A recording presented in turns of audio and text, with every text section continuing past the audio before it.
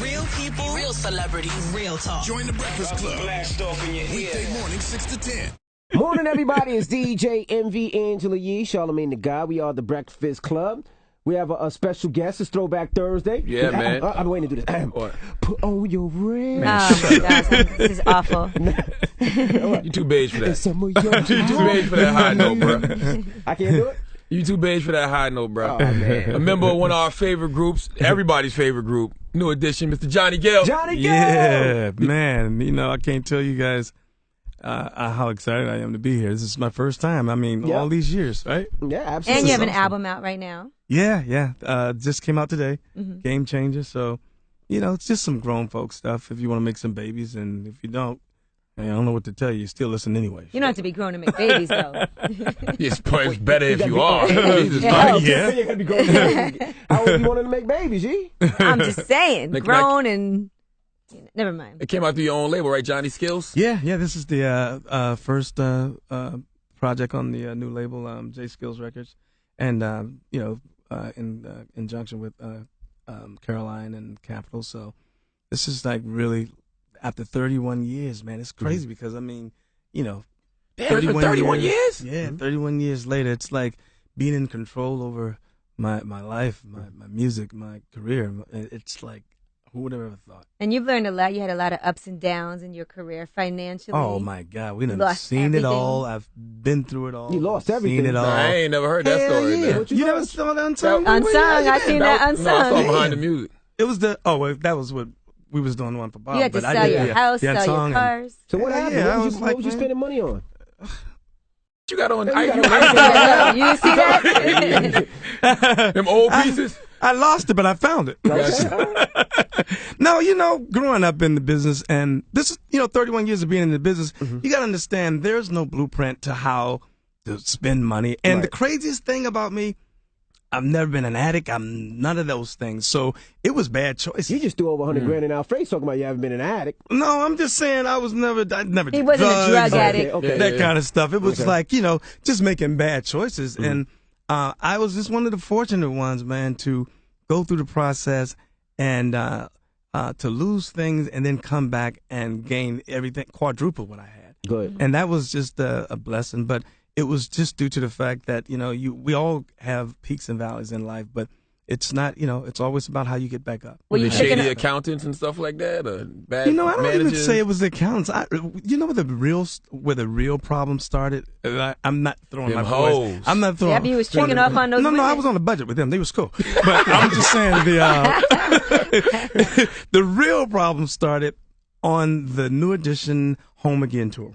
That's when y'all signed and with we Diddy? were with No, that was Diddy before. then. Yeah, that was Diddy. before. Yeah. Yeah. And man, it was like straight up rock and roll. It was like everybody. We all had our own buses. It was straight up rock and roll. Right. And I think I had maybe 3 people on my bus, me and security. That was it. You need a whole And bus. they had. Everybody's bus was filled with they was just picking them up as they go along the way. It was like you looked around, it was like, yo, what was all these people? But it was, when I tell you it was mad, it was crazy. It was crazy. And I was probably the only one that showed up I never missed not one show. Everybody missed shows. They had a pool, and at one point they was going, let's see how long. No, they had a pool trying to figure out how long it was going to take us to get on stage. We used to get on the stage, go on stage probably about 2 hours, maybe 3 hours. 3 hours on a good night. 3 hours late? Late. Yikes. Goodness So, gracious. and of course, Bob and some of the other yourself. guys was just wilding out, and it was just a lot going on. I paid the price. We all paid the price, but I paid the worst price. So was that stuff, you didn't know that stuff was recoupable? You thought it was Well, we wind up leaving the tour, not making any money, and then at the end of the day, having problems with Uncle Sam. And you don't want no problems with Uncle Sam. No, he wins all the time. Because he wins every and time. you got to pay him. You And can't duck Uncle you Sam. got I just wrote to Uncle Sam a pay check, the man. piper. It's just no way around it. Yeah, I remember tried. when you guys went on I that tried. tour and everybody had their own tour bus. They said it's because you It guys was couldn't crazy. get along with each other. Oh yeah, it was just crazy because everybody's their own individuals and everybody's got their crew that they hang out with, and it was kind of like so it was just everybody was just doing their own thing, and it was insane. Now, how did you come to be in New Edition? I know Bobby left, and did they recruit a new member, or did you already know I'm somebody? gonna tell you the truth. They tricked my ass. Really? What you mean? Yeah. No, I'm gonna tell you. No. When I first met Michael at Michael Bivins, and they were talking about me coming to be a part of the group. But they were just saying that they wanted to go back to a 5-member group because, it's just the choreography looks more powerful, blah, blah, blah. So I don't know. I'm thinking, okay, well, it is what it is. And I didn't find out until later that I was actually coming in to replace Ralph. Really? Yeah, it wasn't Bob. Bob that makes sense though, because you always had a lead singer type vibe to you. You know. But I didn't. At the end of the day, I didn't know. Besides, I was just thinking I'm gonna be, part of the group, and they was going, okay, we want to go back, and then we wanted to kind of, change the sound a little bit, because our audience was getting older, blah blah blah. So I'm thinking team player. That's just what I am. Right. A team player. So I didn't realize until later the story came out that because they had started recording, and by the time we went back to, I came in with them to go to Minneapolis with Jimmy Jam and Terry Lewis. They came back with a new member, and stuff just blew up. It was like we sat around at this table, and all of a sudden I started. Jimmy and Terry wanted to talk and bring everybody in, and then I heard Ralph jumped up one day, and he was like, I don't want to split my money with nobody about this. And it was just going off, and they were screaming and yelling. And I'm sitting there going, well, what the hell? I just joined. So it wasn't because Bobby left. They was trying to get rid of Ralph. No, it wasn't about Bobby. Everybody thought I was coming in to replace Bob. Wow. Well, brown skin. You know how that goes. Right. They just think we all look alike anyway. Well, who did you get along with the most in the group? It's funny because Mike and I started out with such a great, strong relationship. Ralph and I, over the course of recording, we would just started bonding. Right. And as I began to listen to some of the things that was going on in the group, some of the issues, and I'm like the Jesse Jackson and Martin Luther King in the group. It's like I'm the guy that's sitting in here, security come in, I come in here, and they was like, oh, he coming in here to take over. Security's talking about they don't get enough sleep, and there's 2 guys trying to deal with 5 guys, and picking up women, doing all this stuff, and I'm sitting there looking at them going, wait a minute, these guys are claiming they're not getting paid enough. I was like, wait. They got my life in their hands, and they're unhappy. Hey, let's sit down. We got to talk. Let's make sure these guys are cool because I need them to make sure that we're covered. I was that guy. I've always been the guy that's like, what's the problem? Let's get down to the problem, figure it out. So they came in, coming in, it's kind of like, well, who the hell is this guy coming in here trying to straighten out things? Yeah. But, it was just a matter of It's probably because you weren't so attached, too. So as an outsider at first coming in. You had no emotions. Yeah. You could think strategically. Exactly. How many fights did you see? How many fights were in that group? Because with all that talking, they had to fight a lot. It was. You want some gasoline? It's always been, for me, it's always been about, we just argue a lot. Fighting, we don't, of course when it was kids, but they did. But for the most part, it's always just arguing, disagreeing. Right. But, we have a real true brotherhood because no matter what takes place, if something goes down with one of us, everybody's there. And it's like we'll go at it and you could talk about us, but it's like we could talk about each other, but anybody outside, nah. It's You're like an R&B Wu-Tang. Yeah, it's like you got to get your ass whipped. It doesn't work that way. And you guys were all together on the road when Whitney Houston passed away. Oh, yeah. That was like, it was, when that happened, I tell you, it was just a complete haze. Like, I can't even recall how we even got through it. It was just, like, it was crazy. What part did she play in the New Edition story? This inspiration? Well, yeah, Whitney was always, it's so funny because she used to tell me, she wanted me to do a gospel album. So every time I would see her, she would just go, I'm not talking to you. And I'm like, what? I'm not talking to you. Have you started yet? And I'm like, I'm going to. I promise you I'm going to.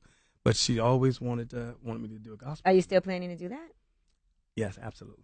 Absolutely. So, but she was such an inspiration to us. Her, obviously everybody knows, it's no secret the things that Bobby and Whitney went through in their relationship. But overall, the bottom line is we knew them, and to know what they've gone through, and also to know that they really truly loved each other.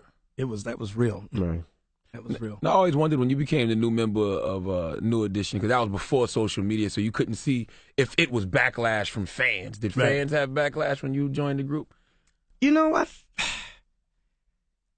I don't know if they did, but I can tell you coming into the group, I felt like I had something to prove, and I always never felt like I was totally honest. And I never said this to anyone, but I never felt like I was totally accepted as a part of this group. Really? With the fans, yeah. Never felt that. And, over the years I did. But it took a long time. What But I mean, about, it was what a about group. within the Because group? there's always New Edition and Johnny Gill. Because No. I'm gonna tell you why. Because certain things get embedded in your brain. So you hear Ronnie, Bobby, Ricky and Mike. I love the girls. Right. Like Ronnie, Johnny, Yeah, it's like, huh? Johnny, Bobby. Try to fit it in, but it don't ring. But I mean, I think that's probably natural for anybody. The new guy in the group, you come in a group that's already established, a very unique group, because as a unique group, the fans know every single person in the group, and very rarely do you can find a group where it's like the fans know everybody, and it's like everybody have their own identity. So I think it was just part of the process of just kind of getting in there and getting comfortable, and then just kind of filling out the fans. But Well, you've been in 3 groups. You prefer being in a group to being solo? no, you know what it is? I love trying different things simply because I believe in life you need balance. It's important to have balance. And one of the things that I learned being a solo artist versus being in a group is as a solo artist, I get to express myself artistically, then come into a group. You get to be and learn how to be a team player. And I would come in and I play my role as a team, as one of the players. And I love it because it allows that a sense of balance for me. I don't mind. If you ever look at all the pictures, I'm the guy that's always standing in the back. I don't need to. I don't hunger. I don't die for or thirst for being out front and got to have the attention. I just don't. But when you sang all the songs and like the early New Edition, when you didn't have lines, so what would you do during the performances? Ooh. Well, I tell you something, a little secret. Well, it's no secret, but when we were recording the Heartbreak album, quite a few of the songs I would sing, and then they'd come back and like Rick would do some parts, or there might be something that Ralph would do. So, and it's like ad libs that I've done, and they'll come in, and then so it was like I was kind of like in the background doing that too. But I remember when Jimmy and Terry told me when we first got to Minneapolis, and everybody had this blow up at the table. Terry looked at me, Jimmy and Terry, and said, welcome to the group, but you're not going to be singing any of the songs. And I said, no problem. Wow. Not a problem. Most people have an issue with that. It never even dawned on me. I'm just like, I'm here. What is it that you guys need me to do? Did you guys split the money evenly when you toured and everything? Absolutely.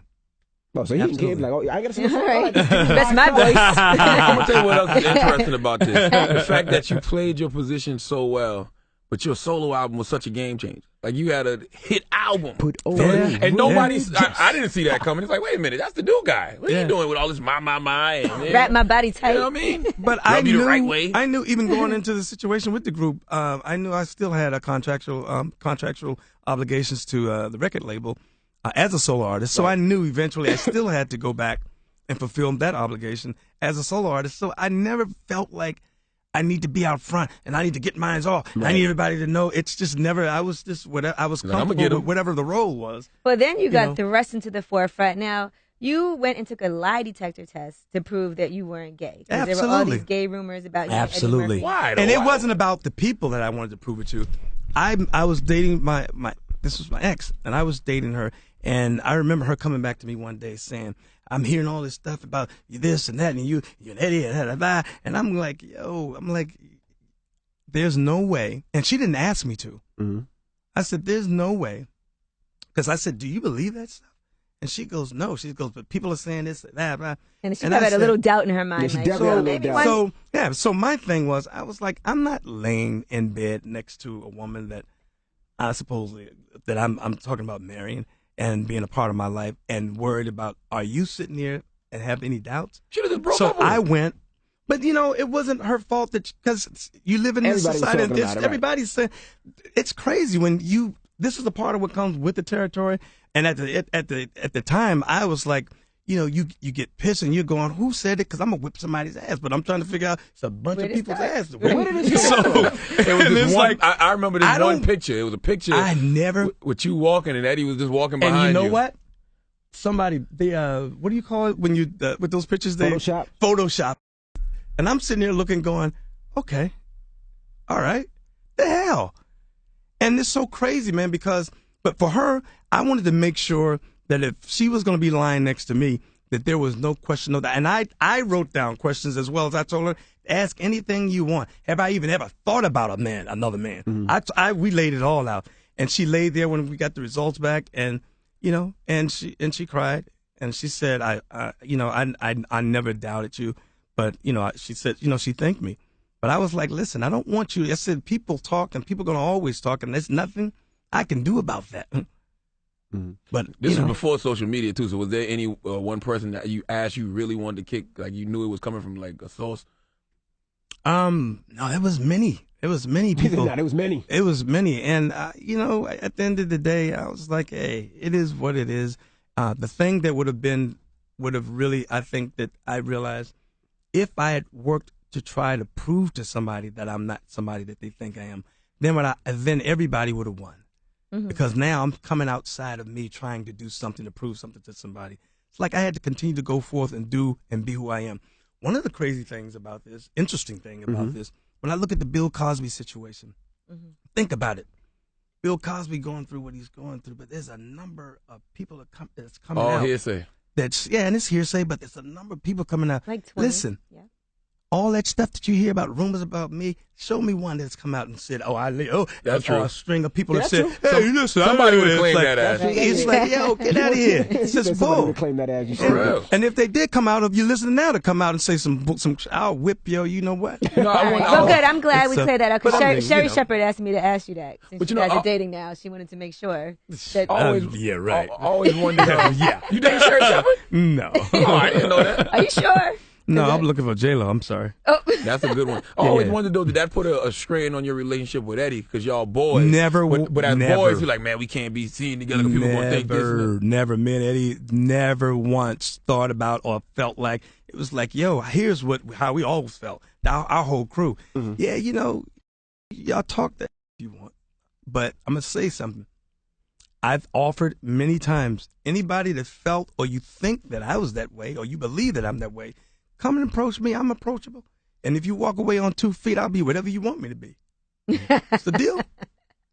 The crew I know is Johnny, Eddie, Arsenio, Barry Bonds. It's all of the whole Sugar Ray Leonard. Oh, I ain't know about Sugar Ray. Yeah, it's our whole crew, man. Did you have to get clearance from Eddie to get Nicole Murphy in your video? I didn't have to get clearance, but that's my brother. Right. And that's family. And Nicole is like family to me. And that's the what a man to man what you do. Mm-hmm. And I asked him, yo, you cool with Nick? Nick wants to be in the video. And I said, yo, what do you think? You cool with it? And he's like, yo, I don't care what she does. She's like your love interest?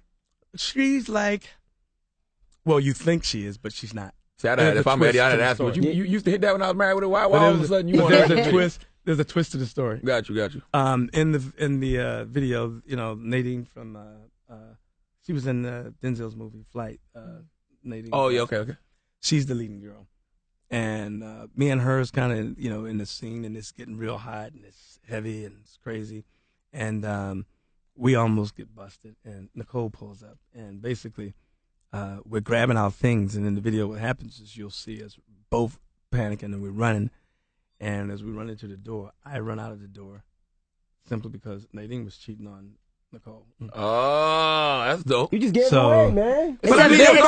You should have watched the video. Now I wanted to see. You gave it away now. Oh, man. When I got the call I knew it was going to be a problem when I got a call a couple of days before, and they was saying, oh, yeah, Harvey Levins wants to talk to you about this video. And I was just like, uh-oh. Okay. TMZ. Yeah. But it was, I mean, the video is classy, and I'm telling you, it's like, it caught everybody off guard, but it's just a great video. And you also have New Edition together on your new album. Yeah. We haven't recorded since 2004. That's crazy because y'all always touring. Like you just always think New Editions together. I think that's the most. I've been to the most out of any concert. I've been to the most New Edition concerts in my life. At least 12. Wow. At least. Wow. That's awesome. We haven't recorded since 2004. So this is the first song that we recorded since then and on my album. So, and we nailed it. All we did was just some straight up grown folks R&B stuff. We didn't try going to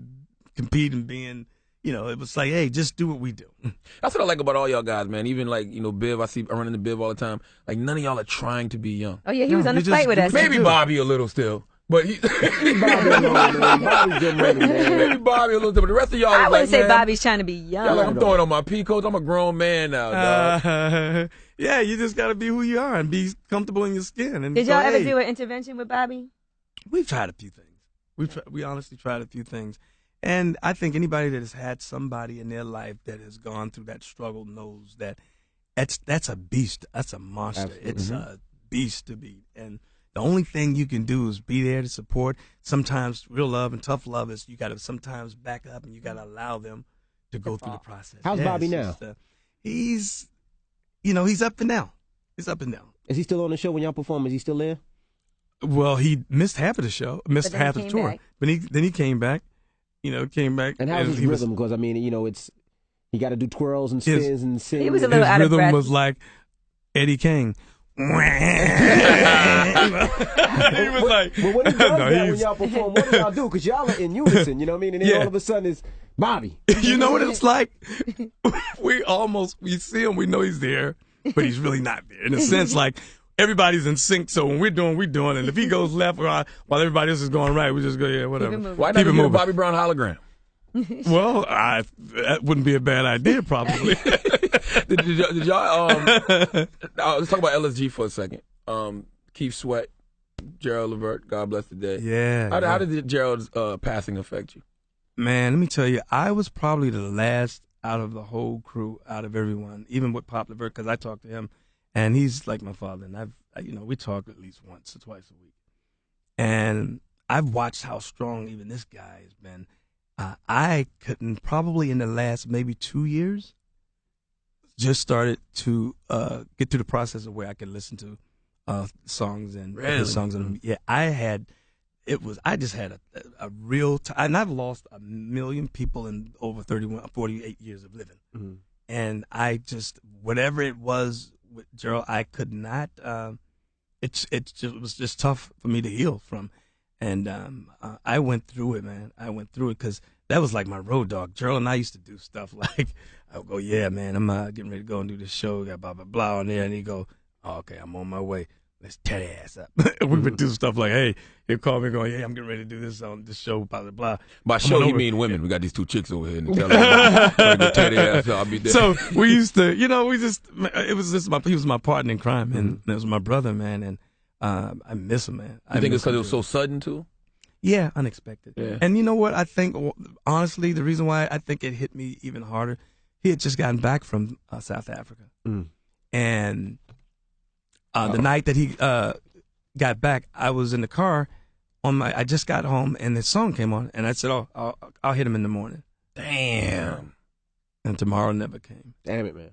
So I think that's probably what made it harder to try to, to get through the process, because I just wish I had at least, Do you remember your last convo with him? The last convo was I think it was somebody's birthday, and we was just in Vegas turning up. Me and Gerald, we love the gamble. That was like, our thing. We sit at that table and go at it, and we just had fun. I mean, but my last conversation was, that was the last time we hung out. So. Yeah. Which was a few months before. So it was tough. That was tough. Whose idea was LSG? Because y'all kind of like set the trend for the TGTs, and who else came after that? I think that was really Sweat's idea. Sweat was like, man, I want to be in a group, you know what I'm saying? I ain't never done that group thing, you know what I'm saying? But I ain't going to be doing all that dancing. He wasn't really a dancer. You got to see how that played out with Gerald and Keith, because they were like brothers, too. Mm-hmm. They used to go at it toe to toe. It was like, you could hear, and Gerald's voice projects. You could hear, I remember we played L.A. Coliseum Stadium. We're in the dressing room. They're going at it. You could hear Gerald's voice fill the whole backstage area, them going at it. And they used to go at it all the time. And 5 minutes later, yo, you want something to drink? I would think it would be more egos with LSG than New Edition, because y'all was all super established by the time y'all formed that. But we were all good friends, and Gerald was the one that put everything together. So it was kind of like doing that was just. And then Keith told me not too long ago about how he had to fight Sylvia Rome because Sylvia couldn't stand me, and I was like, I don't even know Sylvia. Damn it, man! I never knew her, knew nothing about Sylvia. Wow. He said, yeah, man, she couldn't stand you, and she was like, why are you doing that with them? And, you don't need that, and I was like, Sylvia? Really? I was like, wow, really? He was like, yeah. people. It's just people. Geez, you ever seen her since? I've seen her a few times. Did you ask her? You're like, so you don't like me? So you don't like me? I'm like, I don't know. I know what she like. Oh, just give it. It wouldn't be me. Probably. Right. I heard that. I'm just joking. I heard that's why Missy had a deal over there for so long. Right. Now, you still keep in touch with Keith Sweat? Oh, yeah. Keith and I do concerts together, and we bring Pop Levert. So it's still LSG when we do shows together. Yeah. Y'all never thought about replacing Gerald ever, though, right? Never. Easy to replace. Now, with New Edition, what was your favorite song to perform? Or what are your favorite songs to perform? Probably, wow. Can You Stand the Rain? Yes, Can You Stand the Rain, probably, I would say. And Boys to Men, which was, another song. This is funny when I recorded Boys to Men. Mm-hmm. And that was the very last song we recorded. Because I remember Jimmy and Terry told me, they said, you're not going to sing on any of the songs. So I was just like, yeah, cool, not a problem. Why did they bring me this track? And I'm listening to the track going, this is bull. Like, huh? So I'm like, oh, okay, I see what you're doing. Y'all just want to give me some pieces. I said, okay. I said, all right. So I'm going to show you something. Mm-hmm. I went in there, and I said, I'm going to F this song up. Mm-hmm.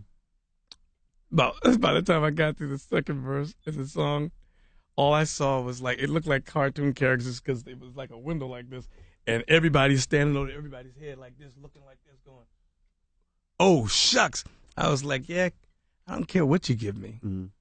Put it in front of me. Okay, yeah. This is what you want to give me? Well, I'm a SH on it. Do y'all think about doing a New Edition movie? I tell Biv that all the time. It's almost done. I want to play Bivens in the movie. You want to play who? Michael Bivens. You're not playing nobody. I've been wanting to do that for the past 10 years. You can't even sing. Get out of here. You're gonna have to be You Ricky. can't sing and you can't dance. Ricky. Yeah, you have to be Rick, man. That's what Biv told me. Yeah, you're gonna have to be Rick. You can't sing or dance. I can learn. Yeah, we're gonna have to be Ralph Tresvant. Nah, you Ronnie. SENSITIEITY. Nah, you Ronnie, man. You gotta be Ronnie, man. Sorry. Now, what do you think about today's R&B? Your Trey Songz, your Chris Browns, your Miguel's. Oh, let's go back to this movie for a second. How close are we to this movie now? The deal is almost done. Really? Almost. You're very not close. playing in this movie. I'm just trying to figure out the details. It's not no Lifetime now. It got to be. It's on VH1 or a real movie in the theaters movie? Movie, That's yeah. awesome. Yeah, so the deal is very, very close to being nice. Are y'all going to give it? Like, tell everybody everything, the drugs? I hope women, so. But you know what's crazy? It's like you got to watch that stuff because when I saw the James Brown movie, I thought it was cool. Mm-hmm. But when I saw the documentary, that's when I went, oh, shucks. Right. Mm-hmm. So you get to be. It's tough because there's so many moving pieces. Yeah, you say shucks.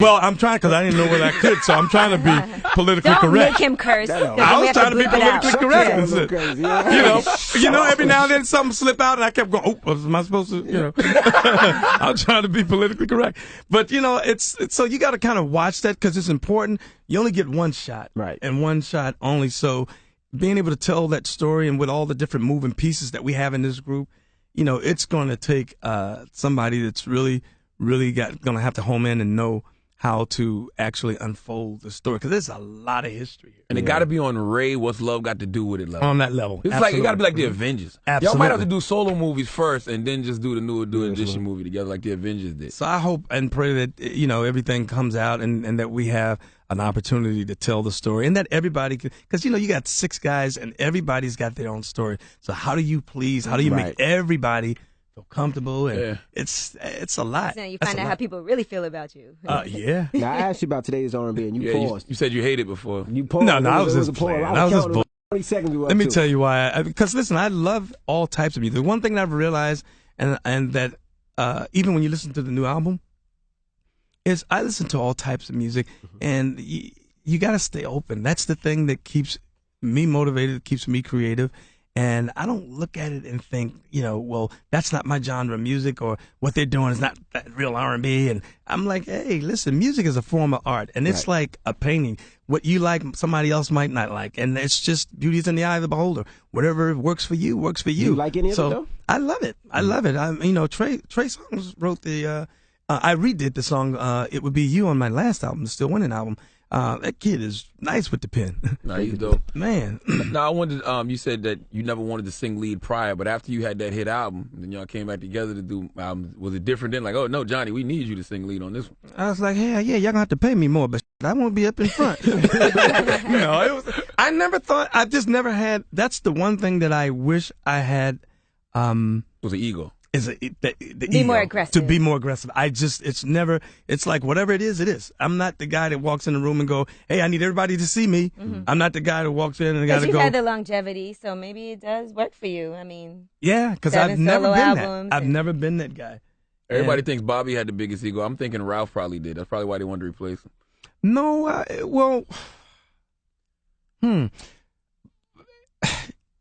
I would say Bobby. Mm-hmm. Definitely Bob. You know, Bob's always was the one. The king of R&B. But we all have an ego. But I think Bobby always was the one that says, hello, I'm here. Y'all need to see me. I need the attention. Yeah. You know, I mean, and it was just blatant. It was obvious, you know. Even with Ralph, whatever he felt as far as his ego goes, it was always intact that he was never that guy that when you walk in and it's like he has this thing about him. Bobby was just I don't care how I get the attention. Give it here. Mm-hmm. Just y'all see me. Look at me. Mm. Gotcha. You know. Now, before you get up out here, we need to hear you sing the first couple of lines of. You want to hear My so bad? What's wrong with you, dog? You want My? You know what? Yo, he been humming it all morning before you came. Like, come on. Don't make him do that. Put on your red dress. Pull out your red dress, Envy. And slip on your high heels. Where your heels at, Envy? And some of that sweet perfume. Envy got that sweet perfume. It sure smells good on you. I don't know about all that, but. Slide on your lipstick. Okay. And let all your hair down. He ain't bring his wig today. Because, baby, when you get through, I'm going to show you. Tonight will be a special night, no matter where we go. And I'm so proud to be with you. I just want to let you know, J-Lo. My.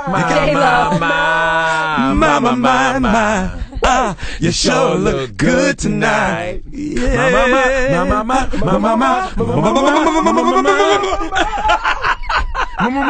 Maybach music. All right, on that note, Johnny Gill. Yeah. Breakfast Club, good morning.